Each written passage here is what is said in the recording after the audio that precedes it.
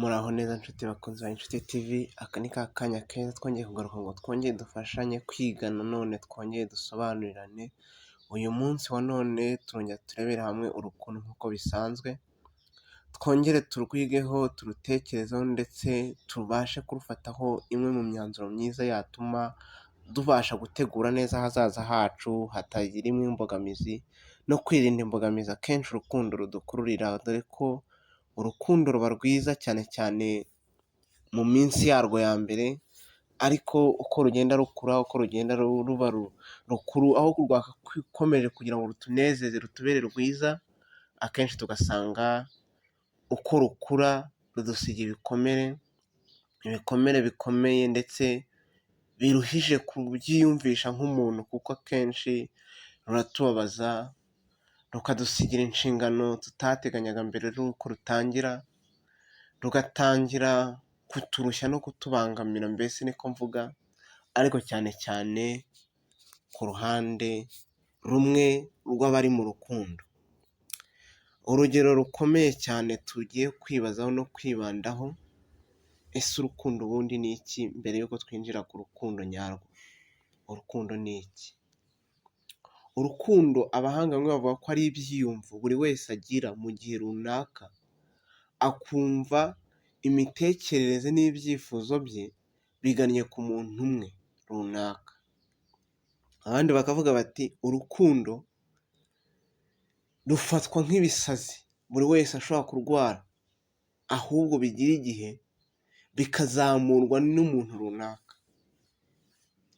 Abandi bati urukundo mu by'ukuri njye ntabwo narubonera igisobanuro, kuko iyo ndurimo cyangwa se igihe ndutekerezaho nanjye ubwanjye ndiyibagirwa nkumva ndi mu yindi si. Ese wowe uri mu ruhe ruhande? Ese wowe urutekereza ute? Niyo mpamvu nshaka ko uyu mwanya turujyanamo tugasobanukirwa ingaruka rusiga ku muntu bwite, ku gihugu muri rusange, ndetse n'abandi bose. Buri wese n'uko arutekereza n'uko arwumva, dufashanye tubashe kumva neza uyu munsi urukundo ni iki. Ubwo nateguraga iki kiganiro nasomye amakuru ku gihe, ndavuga nti reka ndebe ingaruka z'urukundo mu Rwanda. Muri 2017 mu Rwanda habyaye abari ni ukuvuga ngo iyo tuvuze abari ni abakobwa bari munsi y'imyaka bari hejuru y'imyaka bari munsi y'imyaka 18 hagati y'imyaka 18 na 16. Abana 27,500 barabyaye. Bisobanure ko abana 27 babyaraga buri munsi mu gihugu hose, bari munsi y'imyaka 18. Tukibaza duti ese twavuga ko izo ari ingaruka z'urukundo? Ntawashidikanya rwose ko ari ingaruka z'urukundo. Ese ingaruka z'urukundo akenshi iyo zije ziza ku ruhe ruhande? Ese ingaruka iyo zije, ubundi ingaruka twavuga ko ari uburyo ki umuntu agira ingaruka ariko zitari nziza, kuko tuvuze ari nziza zaba ari umusaruro. Noneho ingaruka tubona ko urukundo rwinjira mu buzima bwa muntu rugaca, rukagabanya ndetse rugahindura imitekerereze ye mu gihe runaka. Nimba ingaruka z'urukundo zishobora kuza zigahindura imitekerereze yanjye ku cyo nateganya kuzakora ejo, ndetse zikaba zishobora no kuza zikaza ari zicamo kabiri ibyifuzo nari mfite by'ahazaza. Tuvuge niba umwana w'umukobwa abyaye ku myaka 17, hari byinshi mu buzima biba bihagaze. Nimba yari afite inzozi zo kuzakora ikintu mu myaka 18, 19 arangije segonderi, kuzakomeza kaminuza cyangwa se kuzatangira imishinga ibyara inyungu, uwo munsi ishuri rirahagarara, ahazaza he hazemo imbogamizi n'uburyo bwo kuhategura we buracitse. Nkibaza nti nkanjye musaza w'umuntu, ni iki nakora ngo uwo mushiki wanjye ugize ingaruka zikomoka ku rukundo namuteye byibura abashe kwiyakira no kumufasha gukomeza guhangana no guhanga icyatuma ubuzima bwe bugenda neza. Niyo mpamvu rero uyu munsi nifuje ko tuganira ku iki kintu, ngo mbese izi ngaruka z'urukundo iyo zije twembi zitugeraho kimwe?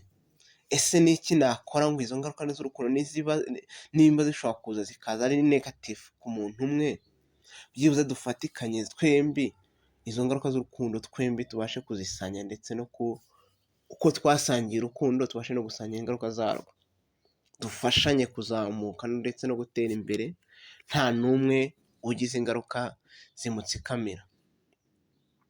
Akenshi twibaza ngo mbese umwari wabyaye atewe n'ingaruka z'urukundo, izo ngaruka z'urukundo iyo zije mufasha kwiyakira no gukomeza guhangana narwo, mufasha gukomeza kugera ku nzozi ze, cyangwa inzozi ze zirahagarara nanjye nkamureberera gutyo gusa akasigara abyimenyera, nk'uko benshi dukunda kubivuga mu mvugo z'iki gihe. Ariko ntibikwiriye. Njyewe nawe dukwiye kuba abakonsomateri, cyangwa se dukwiriye kuba abasaruzi b'urukundo twembi twagize. Hari abafite ibikomere byinshi hano hanze, babangamiwe n'urukundo, nyamara babuze ababasanga ngo babaganirize.